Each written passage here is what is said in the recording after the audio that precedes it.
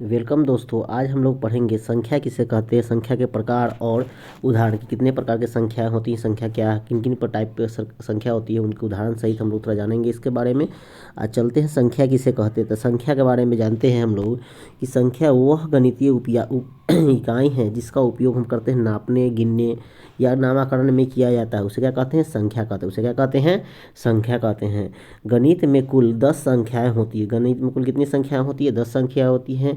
और इन्हीं से क्या होते हैं, आगे की ओर संख्या बनाई जाती है। वो संख्याएं कौन कौन है, 10 तो जो कि जानते हैं, 0 1 2 3 4 5 6 7 8 9 और इस तरह से क्या होती है, संख्या क्या होती है, आगे बढ़ती जाती है। जीरो को क्या माना जाता है, पूर्ण संख्या। क्या माना जाता है, जीरो को पूर्ण संख्या माना जाता है, क्योंकि जब जीरो जीरो के पीछे किसी संख्या को लगा दिया जाता है तो उसका मान अपने से 10 गुना बढ़ जाता है। कितने गुना बढ़ जाता है, 10 गुना मान जाता है। अगर उसके पीछे लगाया जाए, कोई भी चीज़ अगर पीछे लगा देते हैं तो क्या होता है, उसका मान सेम टू सेम रहता है, कोई बदलाव नहीं होता। उदाहरण के लिए अगर एक के आगे अगर जीरो लगा देते हैं तो क्या होता है, उसका वैल्यू 10 हो जाता है। लेकिन अगर एक लिखा हुआ उसके पीछे अगर हम जीरो लगाते हैं तो उसका वैल्यू क्या रहता है, वही के वही रहता है, यानी कि एक का वैल्यू एक ही रहता है। अब संख्या प्रणाली के बारे में हम जानेंगे दोस्तों। अब देखते हैं संख्या प्रणाली के बारे में। संख्या प्रणाली किसे कहते हैं, तो देखिए संख्या प्रणाली अंकों के माध्यम से क्या होता है, लिखने के तरीकों को संख्या पद्धति या संख्या प्रणाली कहते हैं, जिसमें हम इकाई दहाई पढ़ चुके हैं। जिसमें दो तरह के प्रणाली है, एक दार्शनिक प्रणाली, एक अंतर्राष्ट्रीय प्रणाली। दार्शनिक प्रणाली उससे कहते हैं जैसे जिसमें क्या हो गया, इस प्रणाली का खोज कहाँ पर हुआ था, तो इस प्रणाली की खोज भारत और अरब प्रणाली भी कहते हैं, क्योंकि भारत और अरब क्षेत्रों से इसका उदय हुआ है। जिसमें संख्या को दाई से क्या, हाँ, बाई की ओर लिखी जाती है। जैसे कि 9 7 2 5 यहाँ पर अलग अलग प्रकार की संख्या दिए हुए हैं, जिसमें हम इकाई दहाई सैकड़ा हज़ार 10,000 लाख 10 लाख करोड़ इस तरह से गिनते हैं। पीछे तरफ से गिनना शुरू करते हैं, बाएं तरफ से इकाई दहाई सैकड़ा हज़ार 10,000 लाख इस तरह से गिनते हैं कि इकाई दहाई सैकड़ा हज़ार 10,000 लाख। इस तरह से क्या होता है कि गिनना शुरू करते हैं हम लोग। देखते हैं आगे दोस्तों। अब अंतर्राष्ट्रीय प्रणाली में क्या होता है, तो ये थोड़ा राष्ट्रीय प्रणाली से थोड़ा सा अलग होता है, क्योंकि देखते हैं इसमें क्या है कि अंतर्राष्ट्रीय प्रणाली कहाँ चलती है, बाएं से दाएं, दाएं से बाएं की ओर चलती है। ये भी क्या होती है, दाएं से बाएं की ओर। इनका भी डायरेक्शन क्या होता है, दाएं से बाएं की ओर डायरेक्शन होता है इसका भी, है ना। और इसमें हम लोग गिनते हैं कि इकाई दहाई सैकड़ा, है ना, सैकड़ा, उसके बाद हज़ार 10,000 10,000 तक सेम टू सेम रहता है। उसके बाद क्या होता है, इसमें चेंजिंग आना शुरू होता है, 100,000, है ना, 10 मिलियन, 100 मिलियन, इस तरह से क्या होता है कि मिलियन बिलियन में इसको काउंट होने लगता है। तो इस बात को हम लोग ध्यान रखेंगे। चलिए चलते हैं आगे, देखते हैं क्या दिया हुआ है आगे। संख्या अंकों का मान। अब अंकों का मान, कुछ अंकों का क्या होता है, मान होता है। अब अंकों का मान क्या होता है, तो उसमें हम जानते हैं दो बात, एक होता है स्थानीय मान, एक होता है जातीय मान। स्थानीय मान उसको कहते हैं कि जिस संख्या पर वह है, जैसे ये देखिए ये 7 दिखाया गया है, तो 7 देखिए किस स्थान पर है, सैकड़ा का स्थान पर है, तो 7 लिख देते हैं। और उसके बाद देखते हैं कितना अंक बचा हुआ, 8 और 6, 2 अंक है मात्र। 2 अंकों के बदला केवल क्या लिखाएगा, जीरो। क्या लिखेगा, जीरो लिखेगा। अब अगर इसी का जातीय मान पूछ लिया जाए, इसी का अगर जातीय मान पूछ लिया जाए, इस जातीय मान पूछ लिया जाए तो कितना होगा, 7। जातीय मान सेम टू सेम होता है, इसको इंग्लिश में फेस वैल्यू कहते हैं। और स्थानीय मान को बोलते हैं जिसका क्या होता है, जगह पर उसका किस क्रम में है, इकाई पर है, दाई पर है, सैकड़ा पर है, उसके अनुसार हम लोग इसको करते हैं। आगे हम लोग जानेंगे दोस्तों संख्या के प्रकार के। संख्या 12 प्रकार की होती है, जिसके बारे में हम लोग अभी पढ़ेंगे, जिसमें सम संख्या, प्राकृतिक संख्या, इस सब के बारे में पढ़ना भी है। देखिए प्राकृतिक संख्या, जिसको हम लोग नेचुरल नंबर के नाम से भी जानते हैं, गणित के उन सभी संख्या जिनको गिनती में इस्तेमाल किया जाता है। यानी शुरू से हम लोग काउंटिंग जब शुरू करते हैं तो किससे शुरू करते हैं, 1 2 3 4 5 1 2 3 4 5 इस तरह से शुरू करते हैं। और जहाँ तक अनंत तक, अनंत कहने का मतलब है कि जहाँ तक इसकी कोई सीमा नहीं है, जहाँ तक आपको काउंट करने का मन हो वहाँ तक काउंट कर लीजिए। सब क्या है, प्राकृतिक संख्या। क्या है, प्राकृतिक संख्या। क्या है ये, प्राकृतिक संख्या है। आगे चलेंगे दोस्तों, देखते हैं आगे क्या है। आगे है पूर्ण संख्या। आगे क्या है, पूर्ण संख्या। पूर्ण संख्या को हम लोग होल नंबर कहते हैं, क्योंकि इसमें क्या होता है, जीरो भी क्या होता है, ऐड हो जाता है। और जीरो से लेके काउंटिंग हमारा कहाँ तक चलता है, जीरो से काउंटिंग हमारा चलता है अनंत तक चलता है ना। अब देखते हैं पूर्ण संख्या को भी 2-3 भागों में बांटा गया है। अब थोड़ा देख लेते हैं उनके भागों को कौन कौन है। एक तो धनात्मक है, एक दूसरा ऋणात्मक, तीसरा क्या है, उदासीन। अब तीनों में क्या क्या अंतर है, थोड़ा हम उसको देखते चलेंगे। धनात्मक संख्या। धनात्मक संख्या उन संख्याओं को बुलाया जाता है जो सीधे क्रम में लिखे जाते हैं या सही केवल अंक होते हैं, उनके आगे किसी प्रकार का माइनस का साइन नहीं लगा होता है। जैसे 4 है, 7 है, 8 है, 2 है। और धनात्मक संख्या के आगे प्लस लगाने की आवश्यकता नहीं होती है, प्लस लाने की आवश्यकता नहीं होती है। ये खुद अपने आप में ही इसको क्या करते हैं, अपने आप में ही धनात्मकता को दर्शाते हैं। जबकि ऋणात्मक संख्या के बारे में हम लोग देखते हैं तो ऋणात्मक संख्या में क्या होता है कि अंकों के आगे माइनस का चिन्ह यानी घटाव का चिन्ह क्या होता है, लगा होता है। जैसे -4, -6, -12 इस तरह के क्या होते हैं संख्या, इसमें क्या होता है, लगा होता है। चलिए दोस्तों आगे देखते हैं उदासीन। अब ये उदासीन क्या है, आप लोगों को पहली बार लगता है सुनने को मिला होगा। उदासीन क्या होता है कि वैसा संख्या न जो कि ऋणात्मक ना हो न धनात्मक हो, है ना, केवल बीच का रहे, न पॉजिटिव हो न निगेटिव हो। देखते हैं ज़्यादातर संख्या क्या होता है, पॉजिटिव या निगेटिव होती है, धनात्मक ऋणात्मक। लेकिन यहाँ पर एक संख्या क्या होती है, न पूरा धनात्मक न ऋणात्मक। तो इस संख्या को हम बोलते हैं उदासीन संख्या। और एकमात्र संख्या कौन है ये एकमात्र संख्या क्या है, जीरो है। क्या है ये संख्या, एकमात्र जीरो है ये संख्या। अब देखते हैं पूर्णांक संख्या। ये पूर्णांक संख्या क्लास 7 में बहुत शुरू में ही फर्स्ट चैप्टर में ही इसको इंट्रोड्यूस किया गया है, बच्चों लोगों को बताया गया है इसके बारे में, और इस पर हम लोग को क्वेश्चन भी करना है। तो देखते हैं इसमें क्या है। वे संख्याएं जो धनात्मक, ऋणात्मक और शून्य से मिलकर बनी होती है, यानी तीनों का इसमें तालमेल होता है, धनात्मक भी हो, ऋणात्मक भी हो और शून्य भी हो इसमें। तो क्या होता है इसमें, हम थोड़ा देखते हैं थोड़ा इसमें। तो क्या होता है, जैसे देखिए यहाँ पर दिया हुआ है, जैसे कर सकते हैं -5। इसमें क्या होता है कि ऋणात्मक उल्टा काउंटिंग चलता है, डिसेंडिंग काउंटिंग कर सकते हैं हम लोग, उल्टी गिनती। -4, -3 इस तरह से करते करते फिर 0 आता है, फिर 1, फिर 2, फिर 3 इस तरह से बढ़ते बढ़ते हम लोग चले जाते हैं। नेक्स्ट है हम लोग का सम संख्या। अगला जो है हम लोग का क्या है, सम संख्या है। इसको हम लोग इवन नंबर के नाम से भी जाना जाता है।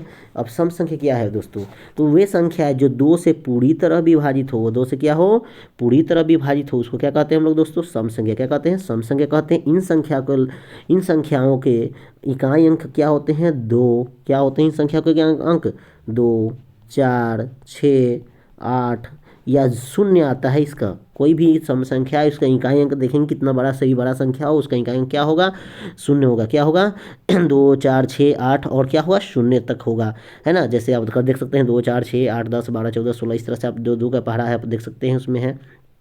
अगला हम लोग चलते हैं वो विषम संख्या। अगला हम लोग चलते हैं क्या चीज़, विषम संख्या के बारे में।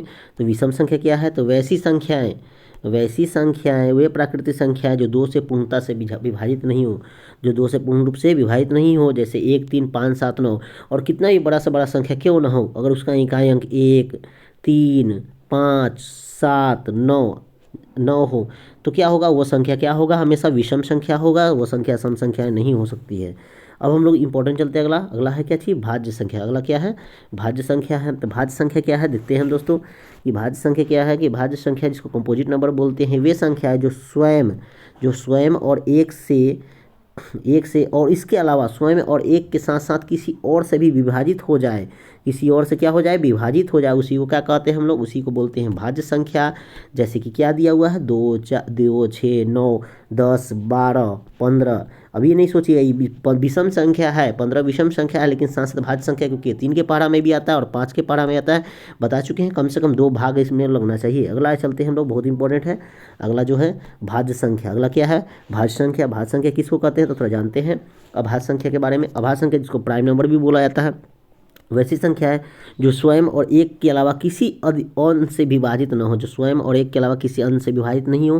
तो वह संख्या कौन है, वह संख्या है 2, 3, 5, 7, 11, 13। अब इसमें 9 नहीं होगा दोस्तों, क्योंकि 9 3 के पहाड़ा में आता है, इसलिए क्या होगा कि 9 इसमें नहीं होगा। अब देखते हैं दोस्तों क्या होगा इसमें, तो 9 नहीं होगा। अब इसमें कुछ इंपॉर्टेंट बात है इसमें कि क्या चीज़ कि दो एकमात्र सम अभाज्य संख्या है, 2 एकमात्र सम अभाज्य संख्या। बाकी कोई सम संख्या जो है, क्योंकि हम देखते हैं क्या चीज़ 2 केवल 1 के पहाड़ा में है और 2 के पहाड़ा में, इसके अलावा खुद के पहाड़ा में है और 1 के पहाड़ा, इसके अलावा किसी पहाड़ा में नहीं आता, इसलिए क्या है 2 प्राइम नंबर है। और ये बहुत इंपॉर्टेंट है याद रखने के लिए, 10th के एग्जाम में भी इसको पूछा जाता है। अब है सअभाज्य संख्या। सअभाज्य संख्या किसको कहते हैं, तो इसको देखिए जिस संख्या का 2 या 2 से अधिक अभाज्य संख्याओं का समूह जिसका महत्तम क्या हो, हमेशा HCF इसका क्या आएगा, 1 आएगा, उसको क्या कहते हैं, उसको कहते हैं सअभाज्य संख्या। जैसे है 2, 3 का ग्रुप हो गया, 2, 3, 3, 5 इस तरह से। अगर इसका हम HCF निकालेंगे तो HCF क्या होगा, इसका 1 होगा, इसलिए क्या कहते हैं, इसको हम सअभाज्य कहते हैं। अगला चलते हैं परिमेय संख्या के बारे में। परिमेय संख्या वे संख्या होती है जिसको P/Q अर्थात कोई संख्या ऊपर हो और कोई संख्या नीचे हो। जैसे बटा में हम कर दें इसको 12 कर दें, 4 कर दें, 1/3 कर दें। इस तरह साथ साथ अगर कोई अंक भी है, सीधे 4 भी है, तो वो भी क्या है, एक परिमेय संख्या है। क्यों? क्योंकि अगर कोई भी चीज़ से नहीं है तो नीचे उसका क्या होता है, 1 होता है। उसका नीचे क्या होता है, 1 होता है। किसी संख्या का कुछ नीचे नहीं दिया हुआ तो क्या होता है, 1। अब आते हैं अपरिमेय संख्या के बारे में। अपरिमेय संख्या किसको कहते हैं? तो अपरिमेय संख्या वे संख्या होती है जो मूल रूप में क्या होती है, नहीं लिखी जाती। मूल रूप में नहीं लिखी जाती है कि रूट के अंदर रहती है। जैसे √2, √3 है ना। √4 नहीं होगा क्योंकि √4 का क्या वर्गमूल होता है, 2 होता है। कितना होता है, 2 होता है। लेकिन 4 नहीं होगा, जबकि 2 और 3 क्या है, अपरिमेय संख्या है। अगला है वास्तविक संख्या। वह संख्या है जिसमें परिमेय संख्या और अपरिमेय संख्या दोनों क्या थी, सम्मिलित रूप में लिखा जाए, उसको क्या कहते हैं, वास्तविक संख्या कहते हैं। जैसे कि हम लोग देखते हैं दोस्तों, कैसे क्या होगा, जैसे कि तो जैसे 1/, आप कर सकते हैं 1/2 प्लस √2। इस तरह से क्या होता है कि इसमें अभाज्य संख्या भी है, सॉरी हाँ, अपरिमेय संख्या है और साथ में क्या है, परिमेय संख्या का मिलन है। तो आगे चलते हैं दोस्तों, कुछ इंपॉर्टेंट बात है हम लोग थोड़ा जान लेते हैं दोस्तों। सबसे पहले है, देखते हैं छोटी संख्या और बड़ी संख्या से कुछ क्वेश्चन हमेशा आते रहते हैं। सबसे पहले इसको देख लेते हैं। एक अंक की सबसे छोटी संख्या क्या होती है दोस्तों? एक अंक की सबसे छोटी संख्या होती है, क्या होती है, एक अंक की सबसे छोटी संख्या क्या होती है, 1 होती है। क्या होती है, एक अंक की सबसे छोटी संख्या 1 होती है। अब देखते हैं, एक अंक की सबसे छोटी संख्या क्या होती है, 1 होती है। अब क्योंकि गिनती की शुरुआत हम कितना से करते हैं, 1 से शुरू करते हैं। एक अंक की सबसे बड़ी संख्या क्या होती है, 9। क्या होती है, 9। एक अंक की सबसे बड़ी संख्या क्या होती है, 9 होती है। एक अंक की सबसे बड़ी संख्या क्या होती है, 9 होती है। एक अंक की सबसे बड़ी संख्या क्या 9 होती है, 9 होती है। क्योंकि देखते हैं 9 के बाद क्या होता है, अगला संख्या 10 आ जाता है। 10 क्या है, 2 अंकों की पहली संख्या है। इसलिए हम क्या कहते हैं कि 2 अंकों की सबसे छोटी संख्या क्या है, तो 10। 2 अंकों की सबसे छोटी संख्या क्या है, 10। 2 अंकों की सबसे छोटी संख्या क्या है, 10। अब चलते हैं आगे। 2 अंकों की सबसे बड़ी संख्या क्या होगा दोस्तों? 2 अंकों की सबसे बड़ी संख्या क्या होगा, 99। क्या होगा, 99। 2 बार 9 लिख देना है। बड़ी संख्या पूछे 9 लिख दीजिए, जितने बार कहे उतना बार। अब देखते हैं 3 अंकों की बड़ी संख्या। अब 3 अंकों की बड़ी संख्या क्या होती है दोस्तों? सबसे छोटी संख्या की बात करें तो 3 अंकों की छोटी संख्या क्या होगी? अब देखिए, अभी पढ़े हम लोग 99 से जैसे ही एक बढ़ेगा तो क्या होगा, 3 अंक में शिफ्ट हो जाएगा। 2 अंकों का 3 अंकों में शिफ्ट होगा तो 99 के बाद 100। तो 100 क्या होता है, 3 अंकों की पहली सबसे बड़ी संख्या सबसे छोटी संख्या होती है। और इसी तरह से बड़ी संख्या पूछा जाए तो फिर वही कर देना है। फिर से क्या चीज़, कि 3 बार 9 लिख देना है। छोटी अंक कह दिए तो अगर फिर कह दिया जाए, देखिए 4 अंक की सबसे छोटी संख्या है तो क्या लिख दीजिए, सबसे पहले 1 लिख देना है। 4 अंक में से 1 अंक लिखा गया तो बचा कितना हमारे पास में, 3 अंक। तो 3 अंक के बदला क्या कर देंगे, 3 को 0 कर देंगे, हो गया। ठीक है। अगला पूछा जाए आपसे कि 4 अंकों की, तो 4 अंक की सबसे बड़ी संख्या का है, 4 बार 9 लिख दीजिए। बड़ी संख्या का है, 4 बार 9 लिख देना है। आगे चलते हैं दोस्तों। 5 अंकों की बात करें छोटी संख्या, तो 5 अंकों की सबसे छोटी संख्या की बात करें दोस्तों, तो 5 अंकों की सबसे छोटी संख्या क्या होगी, बता चुके हैं। छोटी संख्या इनकी सबसे पहले क्या कर देना है, 1 लिख देना है। उसके बाद 5 में से 1 कम हो गया, बचा कितना, 4। 4 इसमें 0 कर देंगे तो क्या हुआ, ये 10,000 क्या है, 5 अंकों की सबसे छोटी संख्या है।